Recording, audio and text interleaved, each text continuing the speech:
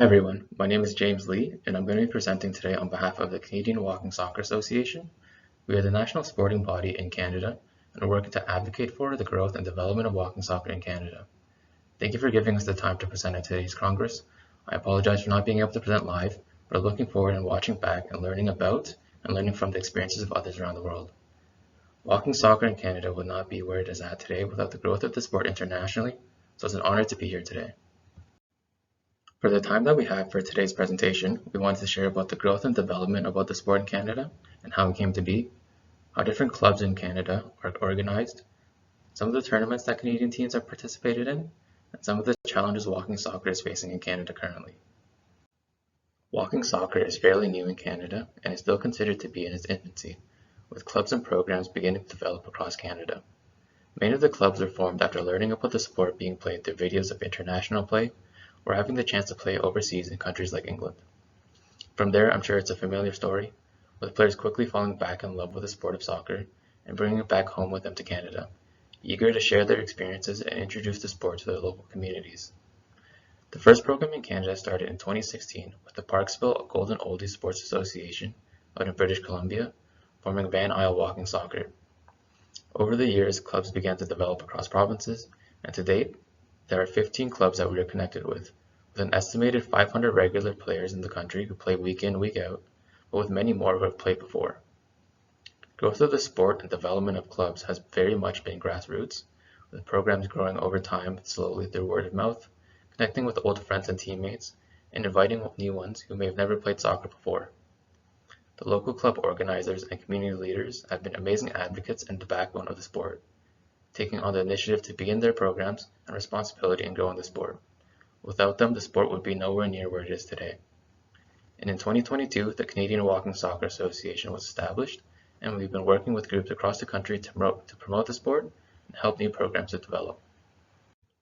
Because walking soccer is still growing, in Canada it is predominantly played recreationally, with some clubs offering a competitive level where there is enough interest and demand. Most players are seeking out the sport for its physical, social, and mental health benefits, with some players transitioning from playing competitive sports to a safer alternative, but still at a competitive level.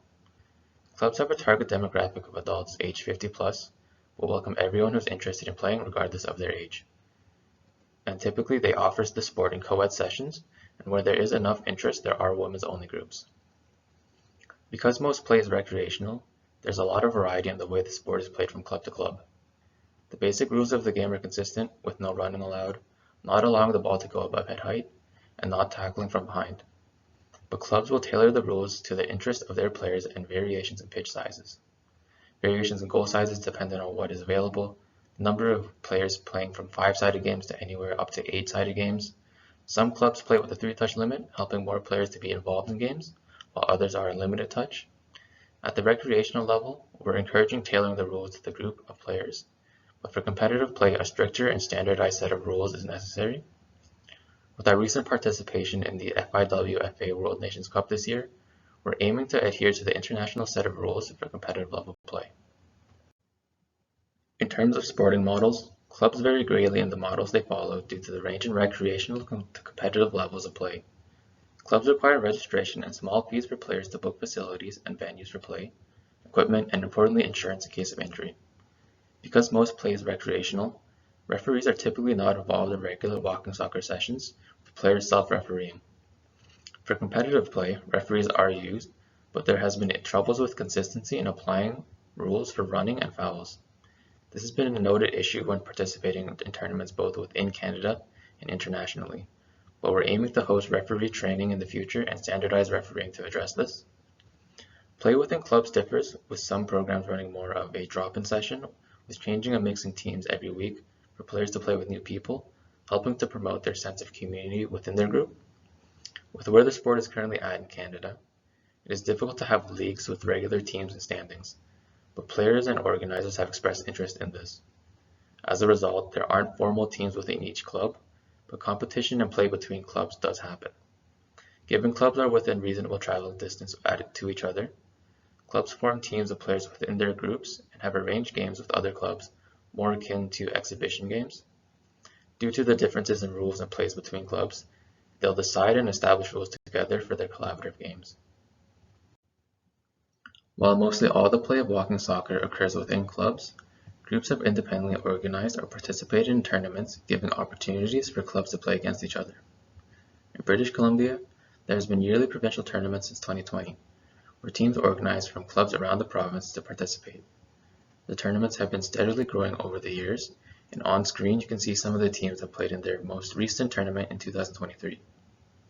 The sport has grown enough on the West Coast and has enough interest in players to offer two tiers of play, a competitive and relaxed or recreational level of play. Other teams have independently sought tournament opportunities outside of Canada. For example, the Oakville Wild Walkers in Ontario have participated in tournaments in Portugal beginning in 2019.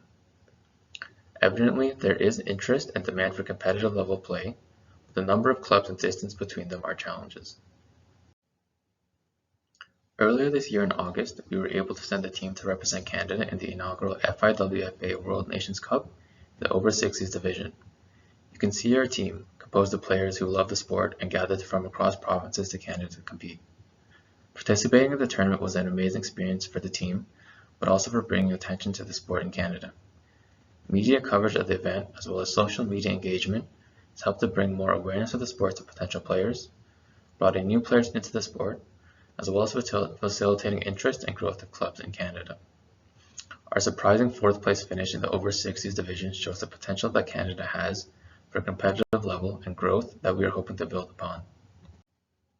While making efforts to advance and grow the sport in Canada, we've also experienced challenges as an organization and learned about some of the challenges that clubs have encountered and challenges players face. The geography of Canada has limited access to walking soccer for some players that are interested. Here you can see where our walking soccer clubs are distributed in Canada. There are 4 programs in BC and 6 in Ontario, with most other provinces having only 1 program available at the current state, and with some provinces having no clubs. But in this map you can see that clubs are only available to limited parts of each province. Clubs are mainly based in larger population areas, which allow for some play between clubs and organization of tournaments, but it makes it difficult for interested players from smaller communities or those who face barriers in travel to access the sport. As an organization, we've received interest from players from smaller communities who do not have a club or program that is within reasonable distance to them. Increasing availability of the sport is one of our main goals as an organization, but creating sufficient supply for areas where there is some, but not enough interest has been a challenge due to the need for a sufficient player base to both start and keep a program running before it can grow. In this way, the distance between clubs and interest in players, as well as the spatial distribution of players, represents a large barrier in Canada. Other challenges exist on the competitive side of the sport, as mentioned previously. The sport is mainly played for recreational players right now, with less opportunities for competitive level players. Speaking with clubs across the country, many have stated that players that would play in the competitive divisions are still preferring to play running soccer or soccer without restrictions, and are seeing walking soccer as a step down. This is making walking soccer clubs compete with master leagues to bring in players and keep a hold of them.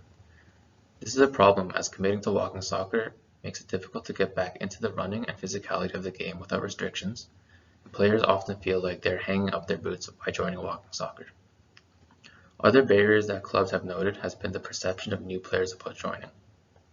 For players that have never played soccer before, or haven't for some time, they're hesitant to join in because they think it will be too intense or competitive. Where there is enough players, creating both a competitive and recreational level has led to success in attracting newer players that want to try the sport. But this isn't something that can be done easily everywhere right now. Right now, with the sport in its infancy in Canada, it's a balance of promoting and growing the competitive and recreational levels of the sport. That brings us to the end of our presentation today. Thank you again for everyone involved for listening, and to the Congress for inviting us to share about the sport in Canada. I'm hoping for and looking forward to future tournaments and events around the world. Our contact information is noted, and we would love to collaborate and continue to learn from others around the world. Thank you again for inviting us, and I hope everyone continues to enjoy walking soccer.